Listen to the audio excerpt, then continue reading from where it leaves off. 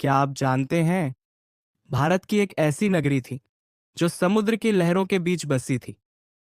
एक ऐसा शहर जिसे स्वयं भगवान श्री कृष्ण ने बसाया था। सोने और मोतियों से जड़ा हुआ नगर, जहां चारों ओर भव्य महल थे और जिसकी चमक देखकर देवता भी दंग रह जाते थे। लेकिन कहते हैं कि कृष्ण के स्वर्ग से धारने के बाद यह पूरा नगर समुद्र में समा गया। आज हजारों साल बाद भी यह सवाल लोगों के मन में है, क्या द्वारका सचमुच अस्तित्व में थी?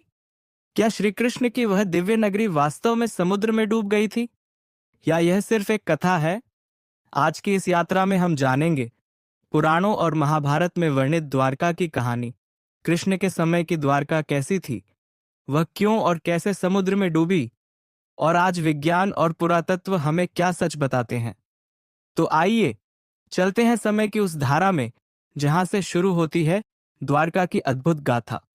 महाभारत और भागवत पुराण के अनुसार जब श्री कृष्ण मथुरा में थे, तब कंसवध के बाद उनके मामा जरासंध ने उन पर लगातार आक्रमण किए। जरासंध ने 17 बार मथुरा पर हमला किया और हर बार पराजित हुआ, लेकिन उसकी सेना बहुत विशाल थी। कृष्ण जानते थे कि अगर वे मथुरा में रहे तो यदुवंश का नाश निश्चित है। तभी कृष्ण ने एक नई योजना बनाई। उन्होंने समुद्र तट पर एक सुरक्षित स्थान चुना और वहां एक दिव्य नगरी बसाई। यह नगरी थी द्वारका। कहा जाता है कि इस शहर का निर्माण स्वयं विश्वरचना नामक दिव्य शिल्पकार ने किया। द्वारका समुद्र के बीच एक द्वीप पर बसी थी, जिसके चारों ओर समुद्र की लहरें उसकी रक्षा करती थीं। वहां 9 लाख से अधिक भव्य महल थे, जिनमें चांदी, सोना और बहुमूल्य रत्न जड़े हुए थे। शहर के द्वार इतने विशाल थे कि हाथी और रथ आराम से प्रवेश कर सकें। यही कारण था कि इसका नाम पड़ा द्वारका, यानी द्वारों का नगर। भागवत पुराण में लिखा है, द्वारका कोई साधारण नगर नहीं थी। यह स्वर्ग से भी अधिक सुंदर और सुरक्षित थी। यहाँ श्री कृष्ण अपने परिवार, रुक्मिणी, सत्यभामा, जामवती और अन्य रानियों के साथ रहते थे।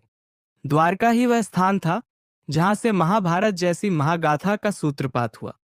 कल्पना कीजिए, समुद्र की नीली लहरों के बीच बसा एक चमकता हुआ शहर, जहां गलियां मोतियों से सजी हों, जहां महलों की दीवारें सोने और चांदी से जड़ी हों, और जहां हर कोने में संगीत, उत्सव और आनंद की गूंज हो। यही थी कृष्ण की द्वारका, इतनी भव्य कि आज भी लोग उसे देखकर आश्चर्यचकित रह जाएं।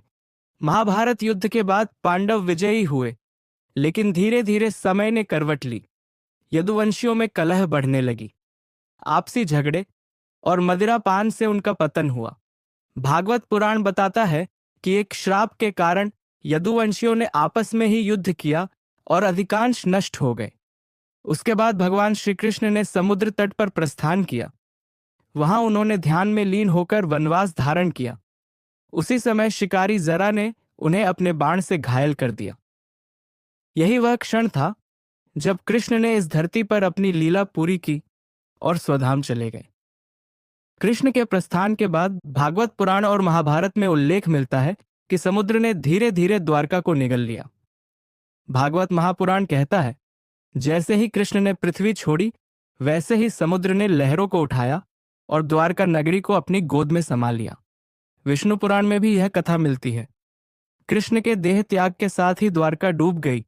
केवल वह महल बचा जिसमें उनके परपौत्र वज्रनाभ रहते थे। यह बात हरिवंश पुराण और महाभारत के मौसला पर्व में भी मिलती है। अब सवाल है कि ऐसा क्यों हुआ? धार्मिक मान्यता है कि द्वारका कोई साधारण नगर नहीं था। वह स्वयं भगवान की लीला का हिस्सा था। जब कृष्ण ने पृथ्वी छोड़ दी, तो उस दिव्य लीला का अंत हो गया और प्रकृति ने अपना कार्य किया, समुद्र ने द्वारका को निगल लिया। लेकिन वैज्ञानिक दृष्टि से देखें तो यह तटीय शहर समुद्र स्तर बढ़ने या किसी भूकंपीय आपदा के कारण डूबा होगा। कल्पना कीजिए, रात का समय है, समुद्र शांत है, लेकिन अचानक लहरें प्रचंड हो उठती हैं। लोग घबराकर अपने घरों से बाहर भागते हैं। महल, मंदिर, गलियां सब धीरे धीरे पानी में समाने लगते हैं, और देखते ही देखते वह स्वर्णमयी नगरी, जो कभी देवताओं के समान चमकती थी, सागर की गहराई में लुप्त हो जाती है। 20वीं शताब्दी तक द्वारका को अधिकतर लोग एक पौराणिक कथा ही मानते थे। लेकिन साल 1963 में समुद्र विज्ञान और पुरातत्व विभाग ने गुजरात के तट पर पहली बार शोध शुरू किया। तब से लेकर आज तक कई बार समुद्र की गहराइयों में डाइविंग और वैज्ञानिक सर्वे किए गए। सबसे महत्वपूर्ण खोजें हुई 1980 के दशक और 2000 के दशक में। प्रसिद्ध समुद्र वैज्ञानिक डॉक्टर SR राव और उनकी टीम ने अरब सागर की गहराइयों में चौंकाने वाले अवशेष पाए। समुद्र की सतह से लगभग 20 से 36 मीटर नीचे पत्थरों की बनी दीवारें और संरचनाएं मिलीं। पत्थर के स्तंभ, चबूतरे, विशाल दीवारों के खंड और बस्तियों के अवशेष खोजे गए। वहां प्राचीन लंगर एंकर्स मिले जो यह साबित करते हैं कि यहां एक सक्रिय बंदरगाह था। कुछ जगहों पर विशाल द्वार जैसी संरचना भी मिली जो द्वारका नाम से मेल खाती है। इन सब के आधार पर यह स्पष्ट हुआ कि समुद्र के नीचे कभी एक बड़ा नगर बसा हुआ था। वैज्ञानिकों ने कार्बन डेटिंग और थर्मोलुमिनेसेंस तकनीक से परीक्षण किए। कुछ अवशेषों की उम्र लगभग 4000 साल पुरानी निकली, जबकि कुछ खोजें 9000 साल पुरानी सभ्यता की ओर इशारा करती हैं। यहां यह ध्यान देने की बात है कि महाभारत काल को कई विद्वान 5000 से 5500 साल पुराना मानते हैं। यानी द्वारका के समुद्र में मिलने वाले प्रमाण उस समय से मेल खाते हैं। समुद्र के नीचे गोताखोरों ने कई बर्तन, मूर्तियां और सिक्कों के टुकड़े भी पाए। कई जगहों पर जलमग्न मंदिरों जैसी आकृतियां भी मिली। इन खोजों को देखकर विशेषज्ञों ने माना कि यह कोई साधारण बस्ती नहीं थी, बल्कि एक संगठित और समृद्ध नगर था। पुरातत्वविद और समुद्र वैज्ञानिक मानते हैं कि समुद्र स्तर में बढ़ोतरी, भूकंप या सुनामी जैसी आपदा और तटीय कटाव ने मिलकर इस नगर को समुद्र में डुबो दिया। यानी पुराणों में जो समुद्र ने द्वारका को निगल लिया लिखा है, वह एक प्राकृतिक घटना का काव्यात्मक रूप भी हो सकता है। एटलांटिस की खोई हुई नगरी की तरह भारत में तमिलनाडु के तट पर पूमपुहार जैसी डूबी हुई बस्ती की तरह द्वारका भी एक जलमग्न नगर है, जिसकी गवाही अब विज्ञान भी दे रहा है। जब समुद्र के नीचे अवशेष मिले तो कई विद्वानों ने इसे कृष्ण की द्वारका मान लिया, लेकिन कुछ इतिहासकारों ने आपत्ति जताई। मिले अवशेष अलग अलग काल के हैं, यानी यह एक से अधिक बार बसा नगर हो सकता है। कुछ संरचनाएं महाभारत काल से पहले की सभ्यता की भी हो सकती हैं। यह भी संभव है कि यह कोई तटीय व्यापारिक नगर रहा हो जिसे बाद में कृष्ण की द्वारका से जोड़ा गया। दूसरी ओर आस्थावान लोग कहते हैं पुराणों में जो लिखा है और समुद्र के नीचे जो मिला है, दोनों में अद्भुत समानता है। इतने बड़े पैमाने की खोजें सिर्फ संयोग नहीं हो सकती। ये वही द्वारका है जिसे भगवान कृष्ण ने बसाया और समुद्र ने डुबो दिया।